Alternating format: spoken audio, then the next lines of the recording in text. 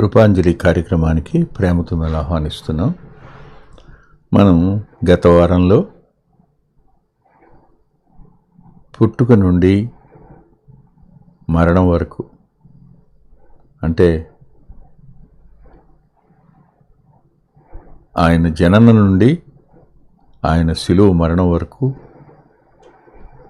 Cradle to cross అనే మాట నాకు నచ్చింది. దాన్ని అధ్యయనం చేయడానికి ప్రభు సాయం చేశారు. ఇక శిలువ గురించి కొద్ది మాటలు చెప్పాలి. కొద్ది రోజుల్లో కొత్త సంవత్సరం అడుగుపెట్టబోతున్నాం. మరి ఇప్పటి వరకు సజీవులుగా మనల్ని కాచాడు ఆయన.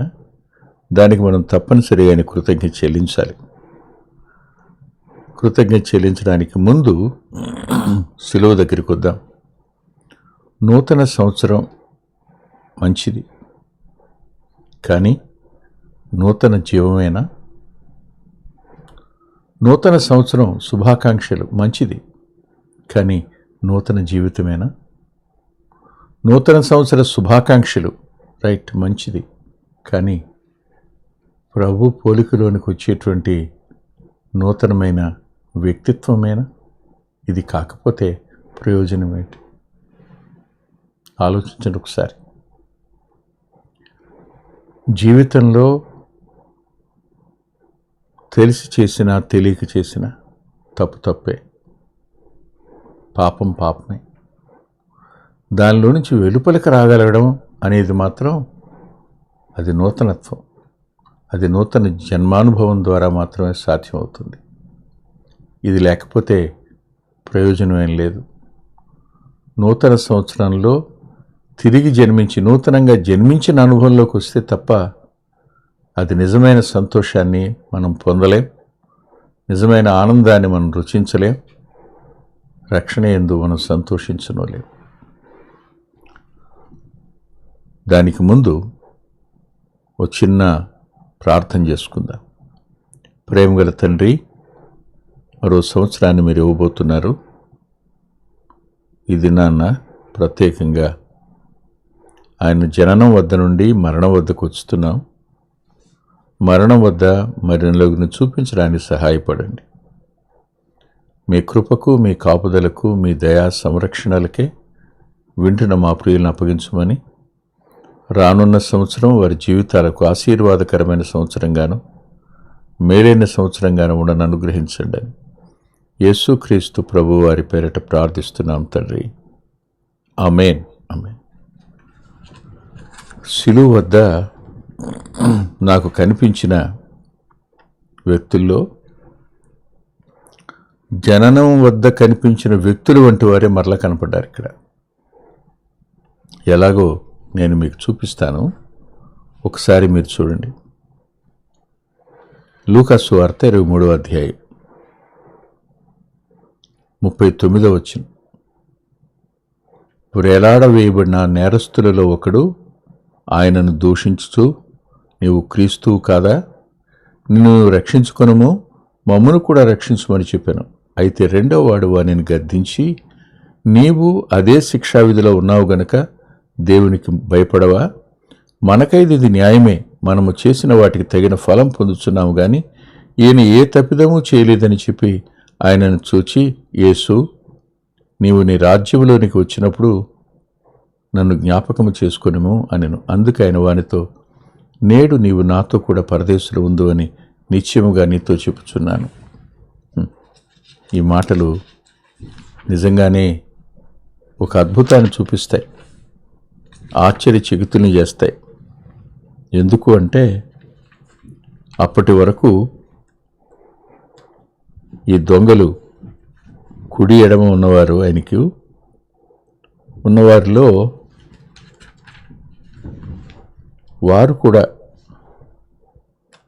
ఒకసారి చూద్దాం.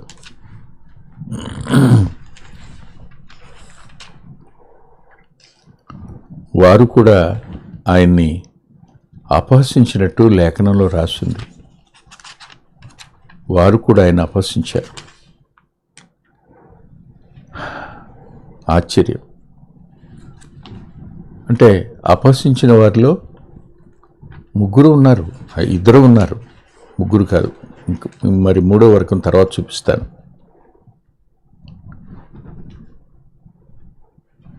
వారు ప్రభువుని హేళనగానే మాట్లాడారు ఇద్దరు. కానీ ఏం జరిగిందో మరి ఆశ్చర్యం జరిగింది. ఆశ్చర్యం జరిగినప్పుడు వాళ్ళు రెండుగా విడిపోయారు.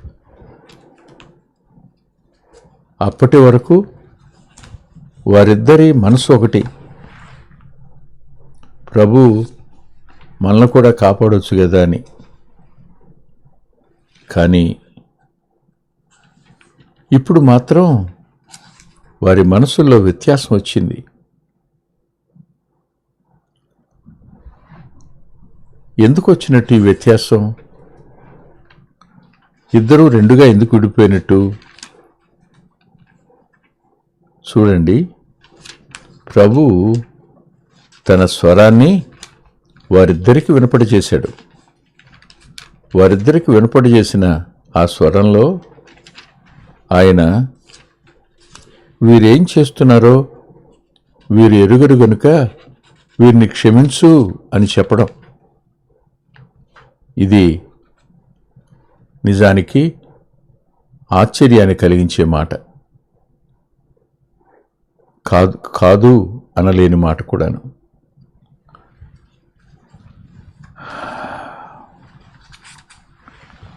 ఈ మాటకు ఇద్దరు విన్నారు. ఈ మాట క్షమాపణ అనేది మానవ జాతికి అనుగ్రహించుమని సిలువలో పలికిన మనుషులను పాపాల నుంచి రక్షించడానికి ఆయన యేసు అనే పేరు పెట్టబడిందని రాసుంటుంది లేఖనంలో. అలాంటివాడు భూమి మీద మనిషి కుమారుని క్షమించడానికి అధికారం కలదు అన్నవాడు క్షమాపణను మానవ జాతి కోసం సిద్ధం చేస్తూ రక్తాన్ని చిందిస్తున్నాడు. క్షమించు అనే పదం ఆశ్చర్యాన్ని గురిచేసింది. ప్రభుత్వం, న్యాయస్థానం క్షమించలే, వీరికి శిక్ష విధించింది. వీరు బహుశా ఎంత పగ ఉంటుందో, బాధ ఉంటుందో. ఆ కష్టాన్ని ఎవరి మీద వెళ్ళబుచ్చారు? ప్రభు మీదే. ఆయనతో పాటు సిలువ వేయబడిన ఇద్దరు దొంగలు కూడా అలాగే అపహసించడం రాసి ఉంటుంది లేఖనంలో. కానీ ఈ వ్యక్తి మాత్రం కొద్దిసేపట్లోనే విన్న మాట అతని అంతరంగంలో విశ్వాసం కలుగు చేసింది.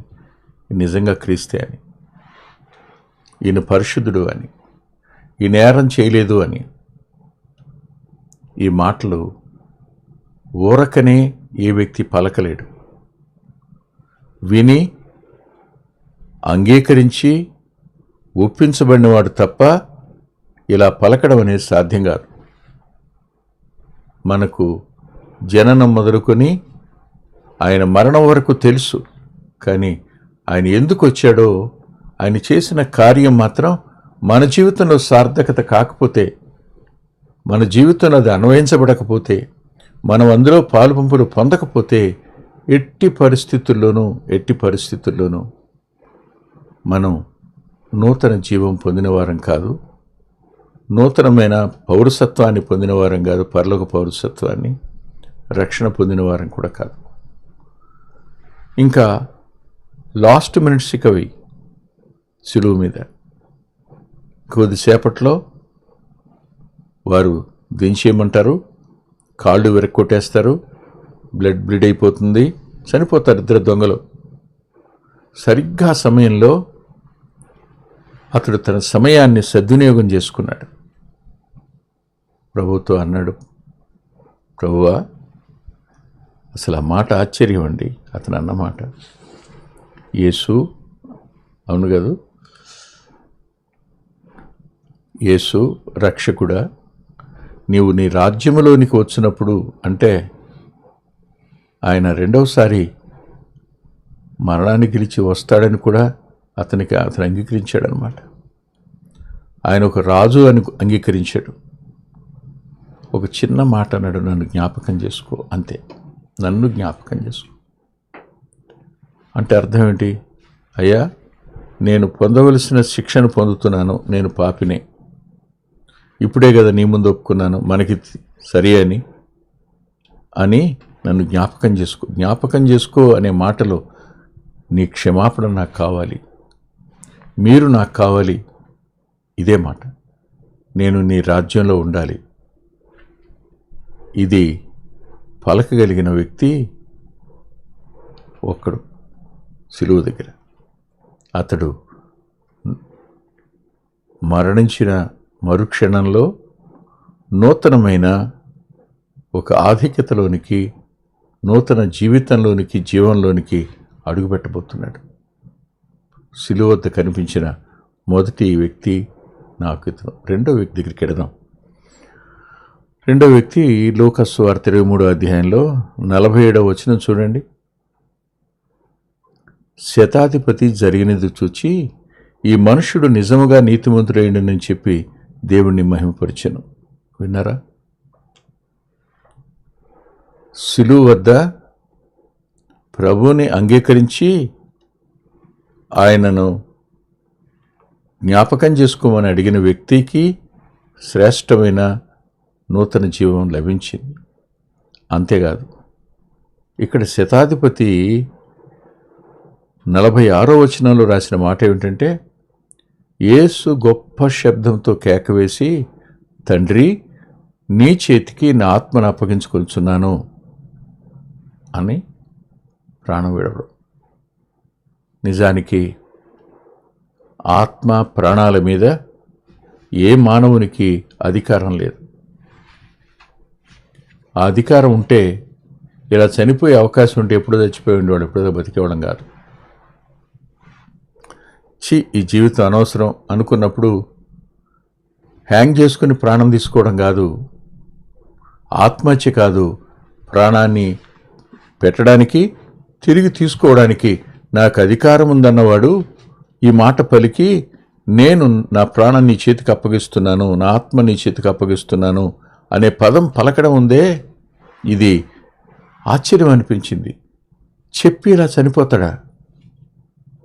అంటే ప్రాణ ఆత్మలు ఆయన చేతుల్లోనే ఉన్నాయా? ఎవరైనా ఇప్పటి వరకు ఆయన దూషించిన వారు రకరకాలుగా దూషణ చేశారే, గేలి చేశారే, అవమానించారే. కానీ వారికి 100 మంది సైనికులు అక్కడ ఉంటే అతను శతాధిపతి. అతడు ప్రభు చెప్పి చనిపోవడం చూడగానే అతనికి కనులు తెరుచుకున్నాయి. నిజంగా నీతిమంతుడితను. ఆయన పరిశుద్ధుడు అని దొంగ అన్నాడు. మనకైతే సరియే, ఆయన ఏ నేరం చేయలేదు అంటే పరిశుద్ధుడు అన్నాడు. శతాధిపతి ఆయన నీతిమంతుడు అన్నాడు. కానీ మనం అనీతిమంతులం, భక్తిహీనులం అనే సత్యం గుర్తించినట్టేగా. చాలామంది సిలువ మీద కొన్ని రోజుల పాటు వేలాడుతూనే ఉంటారట. మీరు స్పార్టకస్ అనేటువంటి బుక్ చదివితే సిలువ వేయబడిన వ్యక్తులు కనిపిస్తారు, వారు ఎన్ని దినాలు ఉన్నారో కూడా రాస్తాడు. హిస్టోరియన్స్ కూడా చెప్తారు, జోసిఫస్ లాంటి హిస్టోరియన్స్ కూడా చెప్తారు. ఒక్కొక్కరు 10 రోజులు 11 రోజులు కూడా ఉండడం, ఆ గ్రద్దలు వాలి వాళ్ళ ముఖాల మీద పొడిచి తినడం, కళ్ళు పీకేయటం, ఇది కూడా జరుగుతుంది అని చెప్పగా నేను విన్నాను. ఇక్కడ నిలబడి ఆయన ప్రాణం విడవగానే ఆయన ఎవరో నీతిమంతుడు అని. అవును, నీతిమంతుడు లేడు, ఒక్కడూ లేడన్నప్పుడు ఈయన నీతిమంతుడు అంటే అర్థం ఏమిటనుకుంటున్నారు మీరు? దేవుడు ఒక్కడే నీతిమంతుడు. ఆయనలో భక్తిహీనత కానీ అవినీతి కానీ లేదు. ఆయన నీతిమంతుడు అని అంగీకరించినప్పుడు ఈ శతాధిపతి ఏమంటాడు చెప్తారా? ప్రభువుని అంగీకరించిన వాడు ఎవరైనా సరే తప్పనిసరిగా ఆయన అనుగ్రహించే సమాధానానికి వారు వారసులవుతారు. ఇతడు రెండో వ్యక్తి. ఇక మూడో వ్యక్తి దగ్గరికి కూడా మనం వెళదాం. దయచేసి చూడండి, యోహాను సువార్త 19వ అధ్యాయం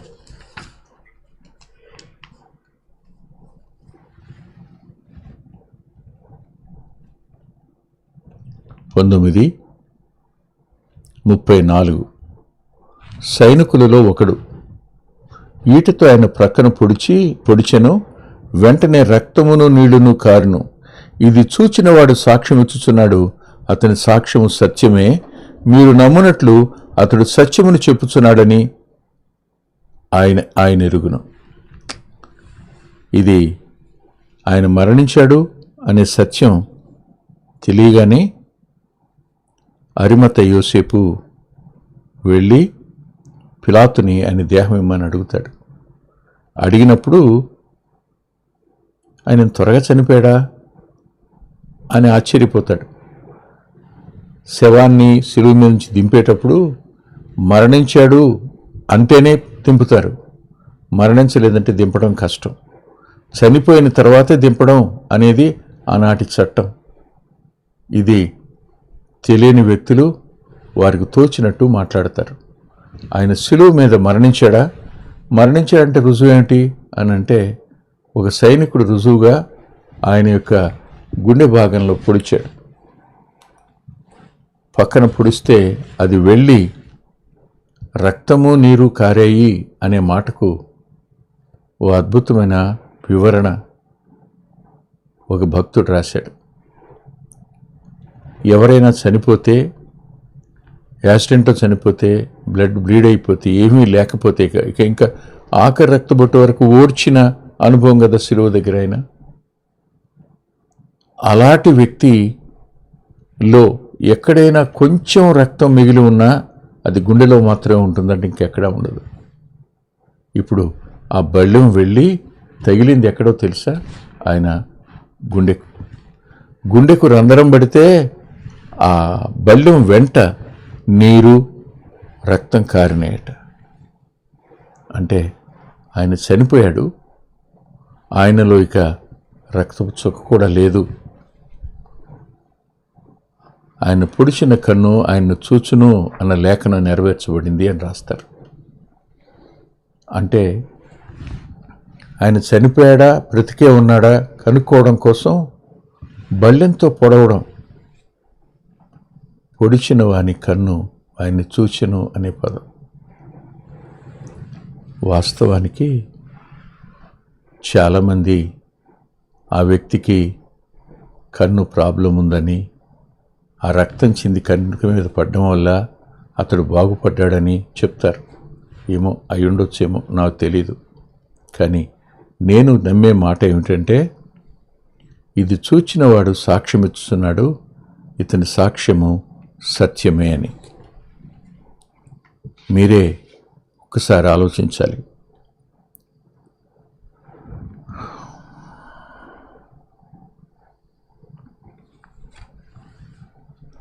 ఆశ్చర్యంగా ఆ వ్యక్తి సత్యాన్ని గురించి సాక్ష్యం ఇచ్చేవాడుగా మారాడు. ఇది అనూహ్యమైన మార్పు. నేను చూశానయ్యా, ఆయన మరణించాడు. నేను పొడిచానయ్యా, నా చేత్తో బళ్ళెంతో పొడిచానయ్యా, ఆయన గుండెలోంచి నీరు రక్తం కారే. యాక్సిడెంట్లో మరణించిన వ్యక్తి ఎవరో గుర్తుపట్టడానికి వీలు కాకపోయినప్పుడు ఆ బ్లడ్ గ్రూప్ను బట్టి చూద్దామని చెప్పినప్పుడు గుండెనే బయటకు తీసి చూస్తారు. గుండెలో 2 బొట్లు 3 బొట్లు 4 బొట్లు మిగిలితే అవి ఉంటాయి చెప్పాడు. ఆయన భూమి మీద మరణించినవాడు. ఆయన మరణించడం యథార్థం. ఎంత త్వరగా మరణించాడు ఆయన అన్నప్పుడు పొడిచిన వాని కన్ను తెరవబడింది. అంటే ఇంత త్వరగా చనిపోవడం, ప్రాణం పెట్టడం, ఆత్మను అప్పగించడం అనేది శతాధిపతి అన్నాడు. ఇప్పుడు కబురు రాగానే ఆ దొంగ కూడా దాన్ని రుజువుపరుచుకుందాం అనుకున్నాడు. అతను కూడా రుజువు అయింది. అతడు సత్యాన్ని గురించి సాక్ష్యం చెప్పేవాడుగా ఉన్నాడు. సత్యాన్ని విన్నప్పుడు కానీ, సత్యాన్ని చూసినప్పుడు కానీ, విన్న వాటిని, ఎరిగిన వాటిని చెప్పకుండా ఉండలేనివాడెవడు? దేవుని సాధనమైన వాడే. ఈ బళ్ళెం పట్టుకున్న వ్యక్తి సత్యాన్ని విన్నాడు, చూశాడు, వ్యక్తిగతంగా ఆ సత్యానికి సాక్షి అయ్యాడు, ఆ సత్యాన్ని ప్రకటించాడు.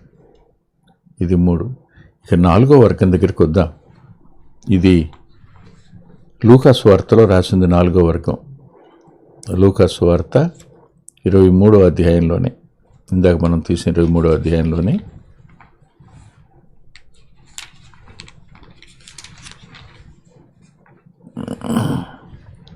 35వ వచనం. ప్రజలు నిలువబడి చూచుండిరి, అధికారులను వీడు ఇతరులను రక్షించను, వీడు దేవుడు ఏర్పరచుకుని క్రీస్తు అయిన యెడల తను తాను కొనునని అపహసించిరి.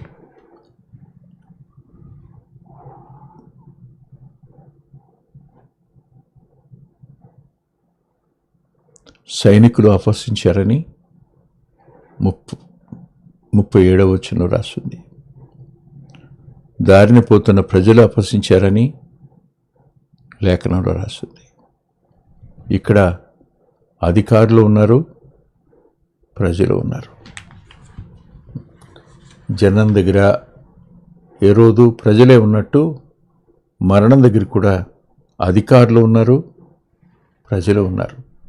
అధికార భయానికి, ఏమి నష్టం వస్తుందో, ఏమి శిక్ష వస్తుందో అనే భయానికి ఆయన జననాన్ని, ఆయన మరణాన్ని, ఆయన పునరుద్ధానాన్ని అంగీకరించడానికి భయపడి ఆయన ఇచ్చే సమాధానం పొందలేకుండా మిగిలిపోవడం నూతన జన్మానుభవం కాదు. ఆ దొంగ, ఆ శతాధిపతి, ఆ పొడిచిన సైనికుడు, వారు నూతనమైన అనుభవంలోనికి వచ్చారు. ప్రభువుని గురించి నూతనమైనగా వాళ్ళు తమ సాక్ష్యాన్ని చెప్పగలుగుతారు. కానీ మీరు చెప్పగలరా? నేను కూడా అంగీకరించాను, నేను ప్రభువును కలిగి ఉన్నాను, ప్రభు కొరకు జీవించడానికి తీర్మానం చేసుకున్నానని చెప్పగలరా? అట్టి కృప ప్రభు అనుగ్రహించునుగాక. ప్రేమగల మా ప్రియ తండ్రి, పరిశుద్ధుడు అయిన గొప్ప దేవ, ఈ మాటలు చెప్పడానికి నీ దాసుని బలపరిచిన నీ కృప కొరకు కృతజ్ఞత చెల్లిస్తున్నాను. ప్రత్యేకంగా